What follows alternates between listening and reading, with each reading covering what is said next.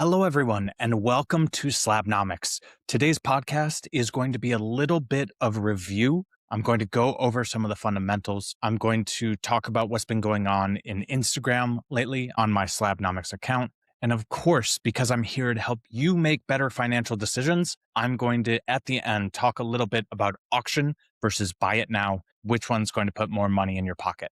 So let's go. First of all, I want to go over what's been going on in my @Slabnomics account recently. In the last couple of weeks, things have been going amazing. I had a post that went 1 million views plus. Everyone was so excited about that PSA 9 is dead concept.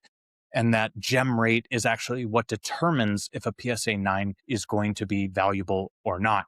That might be a little bit counterintuitive, but to you, you also might be looking at it and saying, that makes a lot of sense to me. So one of the comments, someone said, turns out it's all just supply and demand. Fact is, the guy is absolutely right. So instead of me researching everything, I can just spit some economic fundamentals to you guys, and you'll be absolutely fine, it seems. But in all reality, he is absolutely right. It does come down to fundamentals. That's why in the beginning of this podcast, the first thing I said was, I want to talk about fundamentals a little bit. Now, if you've been listening to Slabnomics for a while, or if you came in later and binge listened to all the episodes early on, you're a saint for doing that. I still need to go remaster all of those someday. You already know that I value things with market, legacy, and design as the three pillars. Now, why is that important? It's because in today's day and age, all we have to go on are comps. And if all you use in order to tell yourself what the value of an asset is what someone was willing to pay for it at some point, you might get directionally right, but you're going to miss a lot of valuations that you can get from just looking at these three simple things. What is the market of a player?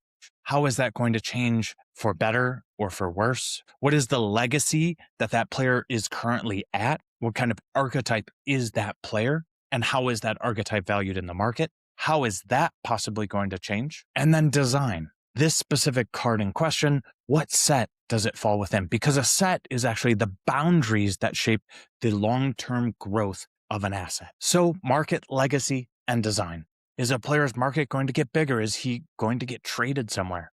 Is the legacy going to change? Is he maybe going to get catapulted into the GOAT conversation at some point? And design, is this set undervalued? Do people not understand some nuance or perspective? Maybe only the real ones know how valuable this is. So talking about market, legacy, and design lets us have the framework with which we're able to evaluate what a card's worth is and how that can change. Now, you might be saying to yourself, that sounds like way too much to do. Totally get it. If you have hundreds of cards, thousands of cards, maybe it's just too much to go through every time. However, when you start thinking of it in these terms, you're going to slowly but surely train yourself to think about every new card in that way.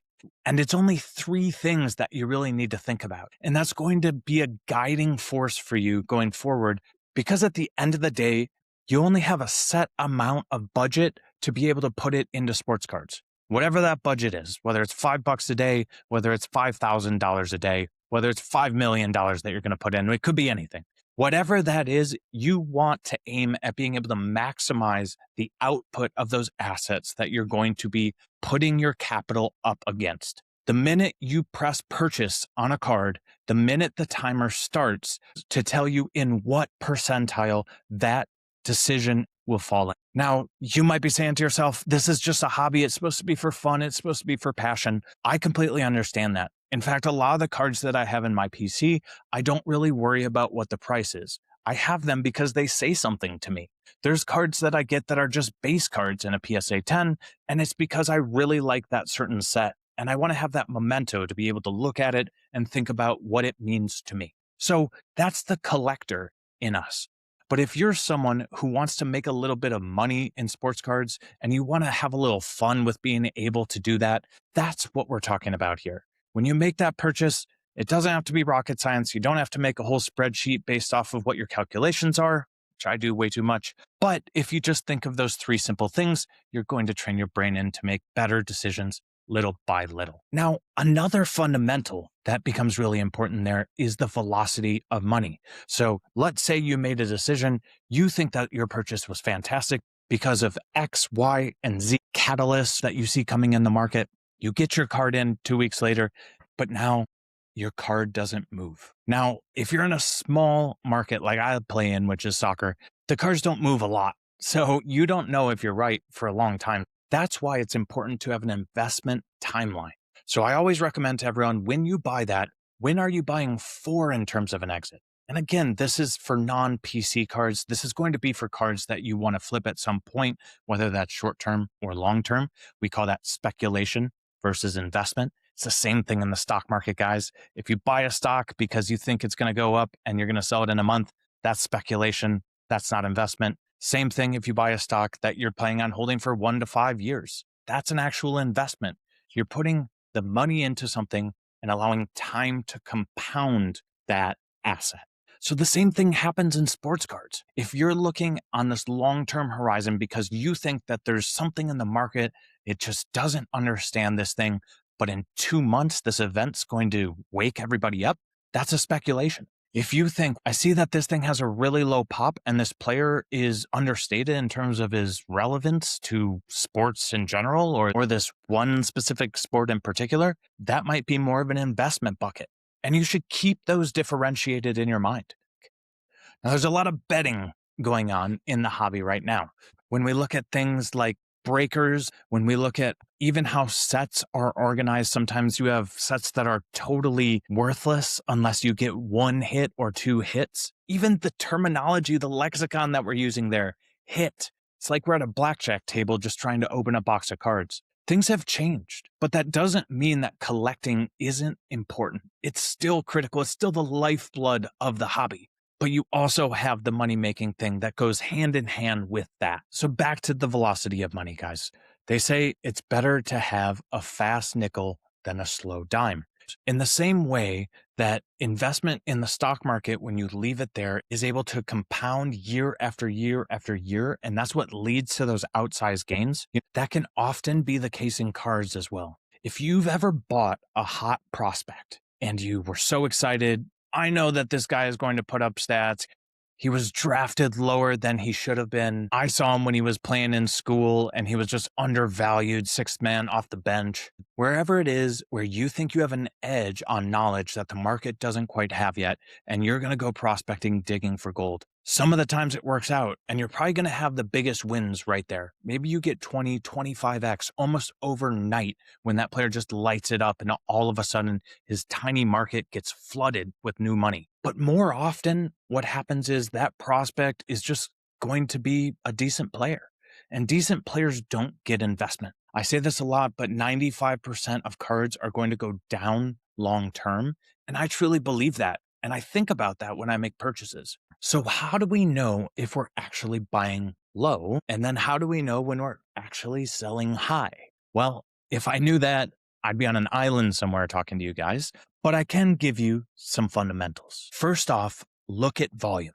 If you have an uptick in volume before a player's price goes up, a lot of times that is a sign of things to come where prices are going to get moved up after the initial supply is taken out by the first wave of buyers. Second thing to think about is, why have prices been moving down?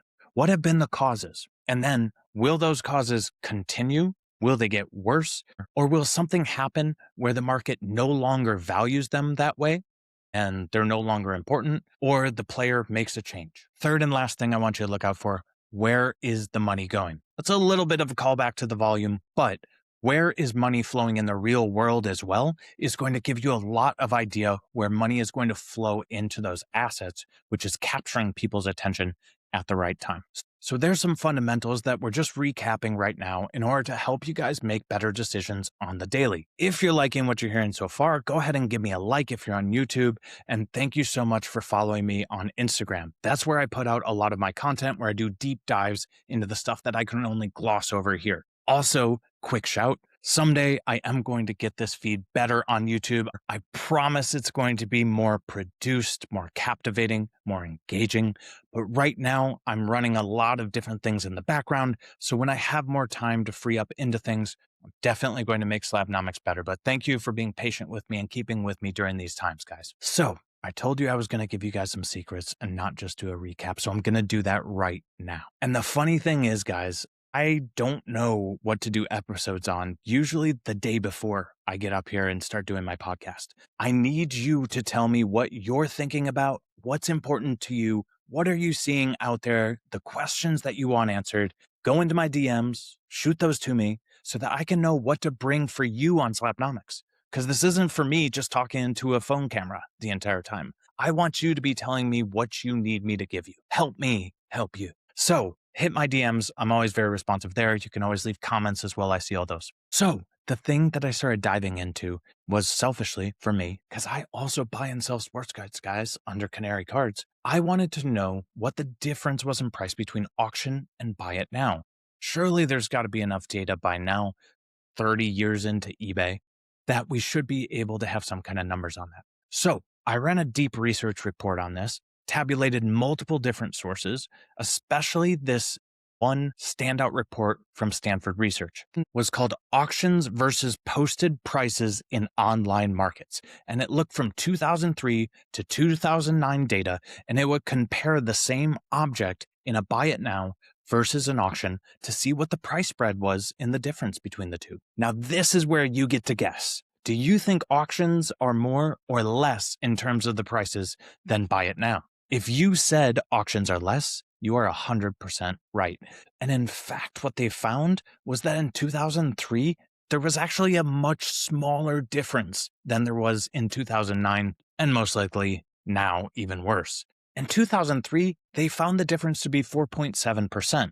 Now, that's pretty much just a rounding error and well worth the time of being able to know when your stuff's going to sell. However, in 2009, after all those 6 years, a lot had changed in the world, and they found that the spread had widened to 16.5% between auction and buy it now prices. The study went on to say that the cause for this is that in 2003, winning auctions was fun. You could go and you would get the adrenaline from sitting there, being able to snipe someone, and people would get so excited because there just wasn't that much out there to be buying and selling. You remember 2003, most stores weren't online. The whole concept of online shopping was pretty much through eBay. Those were some wild times where people would go to auctions in person, find stuff that people thought was absolute junk, throw it on eBay, and just make a killing because no one at these auctions in person could look up prices. Because how do we do it? eBay. So in 2003 to 2009, the internet absolutely exploded and our attention was pulled in so many more directions. People would go on eBay because it was fun. Now, 2009, people made it into a business. They made it somewhere to go to be able to source inventory and maybe sell it in other places. The study calls this lambda. Lambda is the hassle variable. Nowadays, if you want to go win an auction, it's a hassle. You have to go at the time of the auction, or you have to use a sniper, or some auction houses don't let you use a sniper because we have so many more choices now versus 2003 and what we can do. We have scrolling Instagram mindlessly. We have sports on that we can get pretty much anywhere into our home, any movie, any TV show, all at our fingertips, always. So that's what killed our auctions. No, but auctions actually still have their place for two different reasons. First off, auctions are important when the market doesn't truly know what the value is. I find this a lot because, as I mentioned before, I sell a lot of soccer cards. Sometimes when I sell a card, it hasn't gone for a year. So if you put it at buy it now, it just sits there because people have no idea what they're supposed to pay for it. Everyone comps, and when you don't have a comp for a year, people get gun shy. But when you put it up for auction, that gives people zest. This hasn't sold in a year. I get to go bid on that. And then you get the chase and the emotions go into it. I'm going to be the one that wins it, the first one that's gone in a year. So if it's an in-demand card and hasn't sold for a while, go ahead and auction that sucker. The second reason, and this is more practical, if you need to get your money out in a certain time frame. If you put something on auction, it will sell. So if you put it up there, you know you're going to get it within 8 to 10 days. So if you want to run liquidity cycles where I know that I'm going to get this product in, put it up, and then within X number of days, it'll be sold and I'll have that money back, that's an easier way for you to be able to use your inventory cycling and compound if you make your decisions wisely or if you buy really strongly. Buying strongly is something that I've touched on before, especially in my 1 year of lessons. I had a buying segment, a selling segment, and a grading segment. So a refresher on the buying strongly stratagems, you can go ahead and listen to that anywhere where you have podcasts. So to recap all of that, If you want something to sell that is more of a commodity, it sells pretty regularly, then go ahead and just put it on buy it now and put it at the price you want to sell it at. If you instead want to get the money out really quickly and the item doesn't really sell that much, probably better to put it on auction as long as it's a player in demand. If you put some player no one's ever heard of at auction, that's where it ends at $1. Oh, and by the way, starting things at $1 is actually psychologically important. It makes more people chase things and makes more excitement at the beginning of the auction, which tells the eBay algorithm that this item needs to be shown to more people. And it also tells the people that are bidding, hey, social proof, this is something that I should be excited about. So always start your items at $1. The real ones know that. Now, there's one option I did not talk about yet, and that is best of both worlds, ? If you list something buy it now with a best offer, this has actually been shown to be the worst of the worlds. In that study that I referenced, they found 14.4% less funds for an auction versus a buy it now. But when you had an auction running at the same time as a buy it now, it actually ended at 18.2% lower. So there's a couple of things that people do with the best offers on a buy it now. Sometimes people just use it to fish in order to see where people are going to get. I like to think of it more as whatever I set my minimum at, someone's going to find. And then why don't I just put it at buy it now? But what people really got upset about was when people, according to the study, was when people would put best offer on and then they would have their auto decline set to like 5% or 3% or the lowest possible stuff. People feel kind of cheated by that because I think people think it's fair to offer 10 to 15% lower on the buy it now offer. So if you're a seller, just set it a little bit above market and then give yourself 10 to 15% of room. If you're a buyer and you're really trying to get that thing, think that maybe they aren't trying to sell it. That could be possible. They could just be fishing to try and get information on what people want to offer on this thing. If they really are going to take your offer seriously, then they're not going to have an auto decline that's very, very close to the buy price. Although sometimes people are trying to get you offline in order to buy on Instagram, but I think that's becoming less and less in vogue than it was a year or two ago.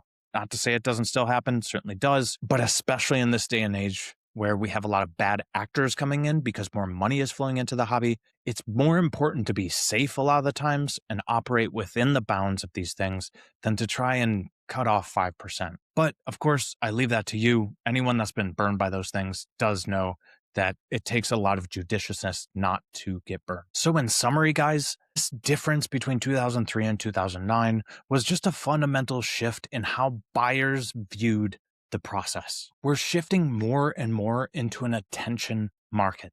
Whatever is getting the most attention, that people are going to get frenzied over. Think about Labubus. And it makes sense if you think about the world as a whole. We've seen so many things. We have so much information at our fingertips. And now it's really about authenticity and whatever can capture our moment and our hype at one time. This is why when I talk about demand windows, it's important to think of it that way. Because when asset classes start popping off, they're usually siloed into specific things. I've noticed this very clearly as I sit here and watch these markets day in and day out. These demands follow cycles. Kabooms were just so hot, but then they even got hotter. Then kabooms got to a point where it was just too much and everyone wanted to lay off the gas and find the next thing that wasn't as crazily priced. So they started looking more at color blasts. And I find this 1-2 punch happen a lot. Case in point in the soccer market, which, by the way, has not even started. Get ready for 2 months from now. It started with Messi, and then after Messi went X, it went to Ronaldo because he was just too cheap compared to Messi, and people noticed that. Same thing with Kabooms to Color Blast. Same thing with the first year of Prism, then going into the first year of Topps Chrome, although that also has something to do with that attention economy I was talking about before. There's going to be a lot of fanatics in front of people's eyeballs going forward. So if you are thinking about selling cards, think about how much time do I have? Is this item a commodity versus a rarity? And when has it last sold? You should be able to figure out if auction or buy it now is going to be your friend. But through it all, always ride the wave of attention because it compounds. What you're going to find is things compound to the bad and they compound to the good. You're in the middle of the season. Drake May all of a sudden starts going superhuman, and the Patriots are extremely good, way better than anyone thought they could be. Drake May is the new guy. Maybe he was the best quarterback taken that year. He's front running for MVP. Everything comes together into this huge demand window, and you're going to see certain assets all at once just pop off. In the same way, things go to the negative. If it's off season and buyers aren't really excited about this sport and they've moved on and they're looking at a different sport right now, and that player kind of had a whimpered end to the season, and maybe there's some off-field stuff going on. If you sell that asset that you have of that player at that time, you are going to get absolutely hammered, like 60, 70% loss on that kind of thing. So everything compounds. You pick your moments, understand where the cycles are going, and understand where you need to deploy capital and then bring capital back. And at the end of the day, to make it even harder, you also have to remember that capital that's deployed that isn't working for you is technically working against you, because we call that the time value of money. So cut your losses, let your winners ride, pick your timings to go in and to go out. Hopefully you guys enjoyed this podcast. Make sure to give it a like if it was valuable to you. Send it to a friend who you think could learn some of these fundamentals or something you guys talk about. That really helps me out. I appreciate you guys. Second thing, my comped newsletter is now in. I put my second one out this past Saturday. If you sign up for that newsletter, it's going to go over deep dives of what I've seen as far as the numbers go. It's going to have a bunch of asset classes that I track weekly so you can see how they moved. And then it's also going to do some deep dives about news as well as concepts. So all of that goes in a nice free newsletter to you guys. Go to slabnomics.com, put in your email, go to your email, confirm it. Boom, you're on the list. Thank you guys so much for coming in. And also for all the support on Instagram. I still can't believe I got 1 million views on that PSA 9 is dead.